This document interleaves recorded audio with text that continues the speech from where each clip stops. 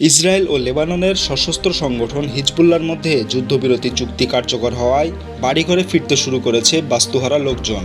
মার্কিন president Joe Biden এবং ফরাসি প্রেসিডেন্ট ইমানুয়েল ম্যাক্রো ঘোষণা দেওয়ার পর বুধবার ভোরে যুদ্ধবিরতি কার্যকর হয়। এরপরেই দক্ষিণ লেবাননে বেসামরিক লোকজন নিজেদের বাড়িঘরে ফিরতে শুরু করে। আল জাজিরার এক প্রতিবেদনে বলা হয়েছে, বিজয় প্রতীক দেখিয়ে ক্ষীণ লেবাননের দিকে কয়েক হাজার মানুষ ফিরে গেছে। বাড়ি ফিরতে পারায় নিজেদেরকে জয়ী বলেই মনে করছেন তারা।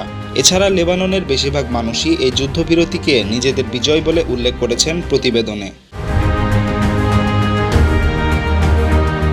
তবে ইসরায়েলি সেনাবাহিনী এখনও লেবাননের দক্ষিণাঞ্চলে অবস্থান করছে, আর এজন্য লেবানন এবং ইসরায়েলি সেনাবাহিনীর পক্ষ থেকে লোকজনকে দক্ষিণ দিকে ফিরে যাওয়ার বিষয়ে সতর্ক অবস্থানে থাকতে বলা হয়েছে।